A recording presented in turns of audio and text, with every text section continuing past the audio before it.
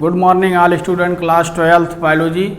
आज मैं आपको उसी चैप्टर मतलब जो चैप्टर आपका चल रहा था ह्यूमन हेल्थ एंड डिसीज, उसमें मैं अगला क्वेश्चन आपको बता रहा हूँ। अगला क्वेश्चन हमारे दो क्वेश्चन हमने लिखा हुआ है।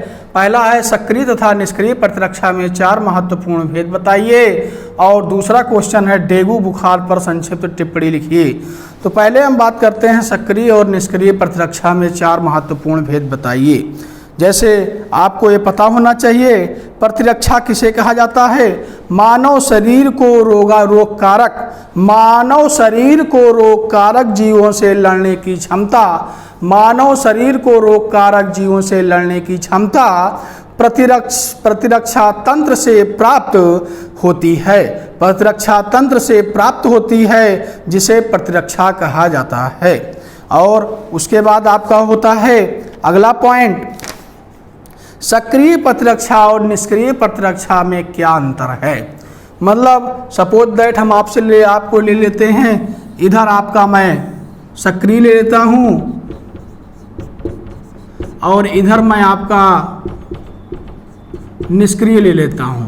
तो पॉइंट वाइज पॉइंट में बताते हुए चल रहा हूं, आप लोग नोट कर लीजिएगा। सक्रिय प्रतिरक्षा में नंबर 1 है आपका सक्रिय जो होते हैं प्रतिरक्षा, ये प्रतिरोध उत्पन्न करने हेतु शरीर में प्रतिजन प्रविष्ट कराए जाते हैं। शरीर में प्रतिजन प्रविष्ट कराए जाते हैं। और निष्क्रिय में जो होते हैं निष्क्रिय प्रतिरक्षी सीधे ही शरीर में डाले जाते हैं। मतलब ये सीधे ही शरीर में डाले जाते हैं। अगला पॉइंट है आपका सक्रिय में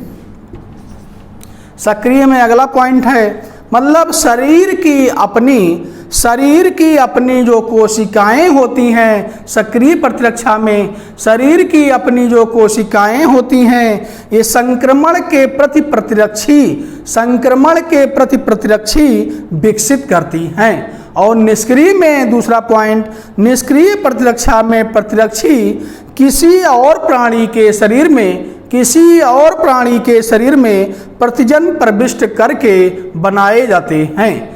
नंबर तीसरा पॉइंट मैं आपको बता रहा हूं सक्रिय प्रतिरक्षा में, मतलब सक्रिय प्रतिरक्षा में जो तीसरा पॉइंट है यह क्षमता उत्पन्न होने में समय मतलब इनकी जो क्षमता होती है ये उत्पन्न होने में समय लगता है। सक्रिय प्रतिरक्षा में जो क्षमता होती है उत्पन्न होने में समय लगता है। निष्क्रिय में इससे शरीर में प्रतिरक्षी जल्दी प्राप्त हो जाते हैं। निष्क्रिय का तीसरा पॉइंट है। चौथा पॉइंट मैं आपका सक्रिय प्रतिरक्षा में बता रहा हूं, यह लंबे समय तक बनी रहती है। सक्रिय प्रतिरक्षा जो होती है लंबे समय तक बनी रहती है, और निष्क्रिय प्रतिरक्षा जो होती है ये प्रतिरक्षा उसी समय काम करती है जब लंबे समय तक काम नहीं करती, कुछ समय पश्चात या नष्ट हो जाती है। उदाहरण में सक्रिय में जैसे होता है आपका चेचक के प्रति प्रतिरक्षा, और निष्क्रिय में है टिटनेस, पोलियो, टीबी आदि टीकाकरण द्वारा प्रतिरक्षा। ये आपका हुआ सक्रिय और निष्क्रिय में आपका अंतर। उसके बाद मैं आपको बता रहा हूँ डेंगू बुखार पर संक्षिप्त टिप्पणी। मतलब आपसे क्वेश्चन में पूछा जाता है डेंगू बुखार पर संक्षिप्त टिप्पणी बताइए। डेंगू जो होता है ये आपका फ्लेवी नामक विषाणु द्वारा होता है। डेंगू बुखार जो होता है एक विषाणु द्वारा होता है, उस विषाणु का नाम होता है फ्लेवी। इस रोग को एडीज मच्छरों की मादाएं फैलाती हैं। यह सभी उष्ण कटिबंधीय देशों में, परंतु मुख्यतः दक्षिणी पूर्वी एशिया, अफ्रीका और अमेरिका के दक्षिणी एवं मध्य भागों में ज़्यादा पाई जाती हैं। इसमें जो रोगी जो इसके संक्रमण से रोगी ज्वर, सिर दर्द तथा पेशियों में दर्द, ज्वर का मतलब बुखार, सिर दर्द और पेशियों में दर्द से पीड़ित रहता है। पेशियों और हड्डियों में अत्यधिक पीड़ा होती है, अतः इसे सामान्यतः हड्डी तोड़ बुखार कहा जाता है। मतलब डेंगू को सामान्यतः हड्डी तोड़ बुखार कहा जाता है। इसका कोई टीका अभी नहीं बना है, इसका कोई टीका अभी नहीं बना है, कोई वैक्सीन नहीं बनी है।